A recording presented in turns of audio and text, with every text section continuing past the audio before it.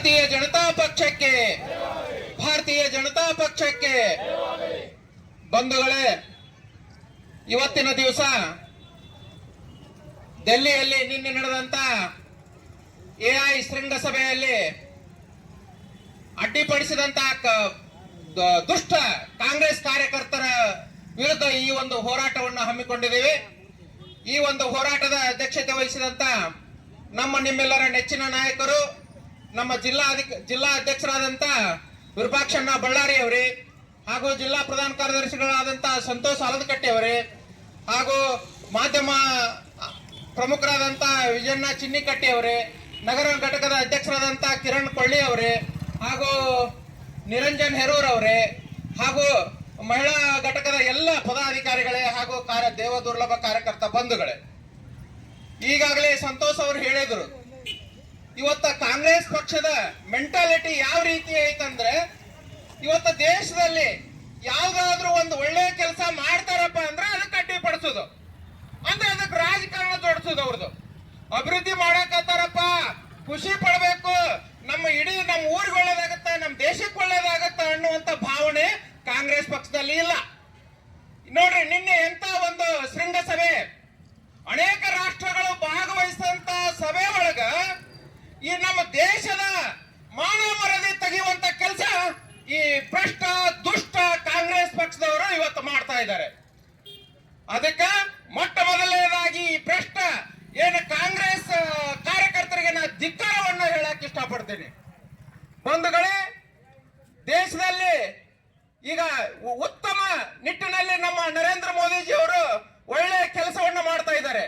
ಇವತ್ತು ರೈತರ ಪರವಾಗಿ ಕೆಲಸ ತಗೋರಿ, ಜನಸಾಮಾನ್ಯರ ಪರವಾಗಿ ತಗೋರಿ, ದಲಿತರ ಪರವಾಗಿ ತಗೋರಿ, ಎಲ್ಲ ವರ್ಗದವರಿಗೆ ಕೂಡ ಒಂದು ಒಳ್ಳೆ ಯೋಜನೆಗಳನ್ನ ತಗೊಂಡು ಬಂದು ಇವತ್ತ ದೇಶವನ್ನ 11ನೇ ಸ್ಥಾನದಾಗಿದ್ದಂತ ದೇಶವನ್ನ ಇವತ್ತ 4ನೇ ಸ್ಥಾನಕ್ಕೆ ತಂದಿದ್ದಾರೆ ಅಂದ್ರೆ ನಾವು ನೀವು ಎಲ್ಲ ಹೆಮ್ಮೆ ಪಡುವಂತ ವಿಷಯ.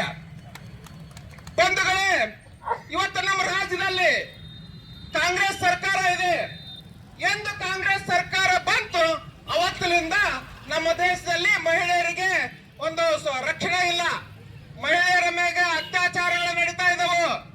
ಆಮ್ಯಾಗ ಏನು ರೇಪ್ಗಳು ಮಾಡ್ತಾ ಇದ್ದಾರೆ, ಕೊಲೆಗಳು ಮಾಡ್ತಾ ಇದ್ದಾರೆ. ಆದ್ರೆ ಕಾನೂನು ಸುವ್ಯವಸ್ಥೆ ಹದಗೆಟ್ಟು ಹೈದರಾಬಾದ್ ಹೋಗಿದೆ.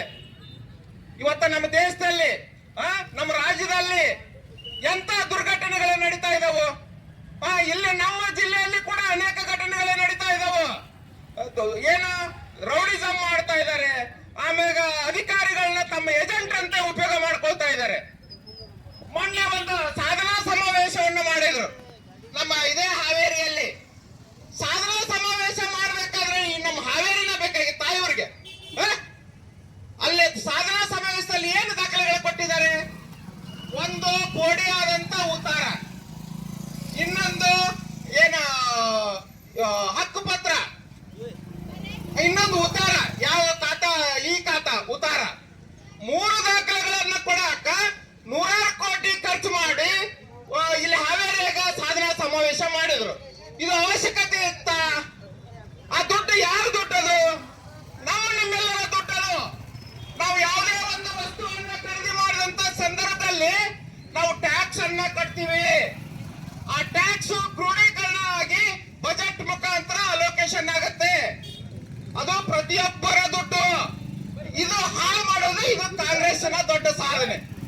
ಇವರ ಸಾಧನೆ ಏನಪ್ಪಾ ಅಂದ್ರೆ, ಅನೇಕ ಈಗೇನು ಹಿಂದ ಸನ್ಮಾನ್ಯ ಶ್ರೀ BS ಯಡಿಯೂರಪ್ಪನವರು ಮುಖ್ಯಮಂತ್ರಿ ಇದ್ದಂತ ಸಂದರ್ಭದಲ್ಲಿ ಏನು ಕಿಸಾನ್ ಸಮ್ಮಾನ ಯೋಜನೆಗೆ 4,000 ರೂಪಾಯಿ ಕೊಡುವಂತ ವ್ಯವಸ್ಥೆಯನ್ನು ಮಾಡಿದ್ರು. ಅಂದ್ರೆ ಕೇಂದ್ರ ಸರ್ಕಾರ 6,000, BS ಯಡಿಯೂರಪ್ಪನವರು 4,000, ಒಟ್ಟು 10,000 ಕೊಡುವಂತ ವ್ಯವಸ್ಥೆ ಮಾಡಿದ್ರು.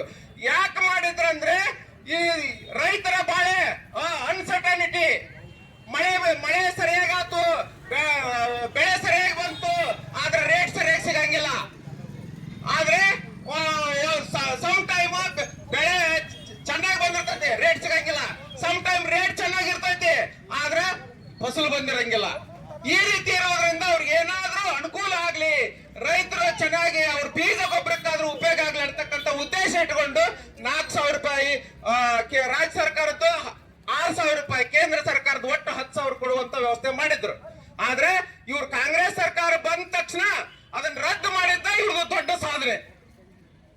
ಆ ಯೋಜನೆಯನ್ನ ರದ್ದು ಮಾಡಿದ್ದ ಇವ್ರ ದೊಡ್ಡ ಸಾಧನೆ.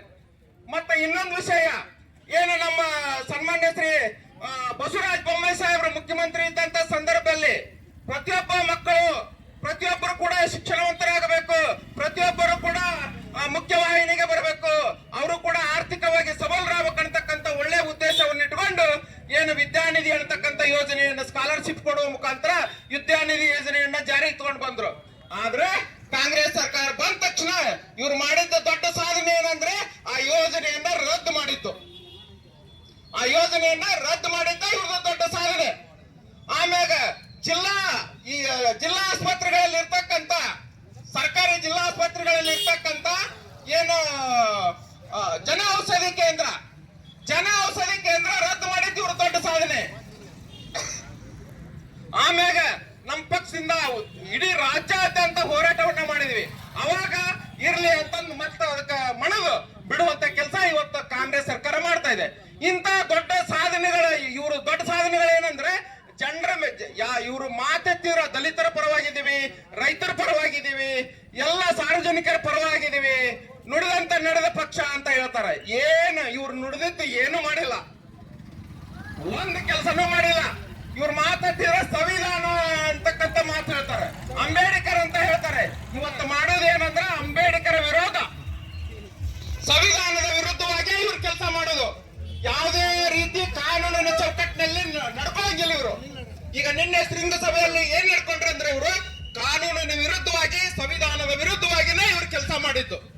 ಹಾಗಾಗಿ ಇಂಥ ಭ್ರಷ್ಟ ಸರ್ಕಾರವನ್ನ ನಾವು ಕಿತ್ತು ಒಗಿಬೇಕಂತ ಹೇಳಿ ಈ ಸಂದರ್ಭದಲ್ಲಿ ನನಗೆ ಮಾತಾಡಲಿಕ್ಕೆ ಅವಕಾಶ ಮಾಡಿಕೊಟ್ಟಂತ ಎಲ್ಲ ನಮ್ಮ ದೇವ ದುರ್ಲಭ ಕಾರ್ಯಕರ್ತ ಬಂಧುಗಳಿಗೆ ವಂಚಿ ನನ್ನ ಮಾತನ್ನ ಮುಗಿಸುತ್ತೇನೆ. ಜೈ ಹಿಂದ್, ಜೈ ಕರ್ನಾಟಕ.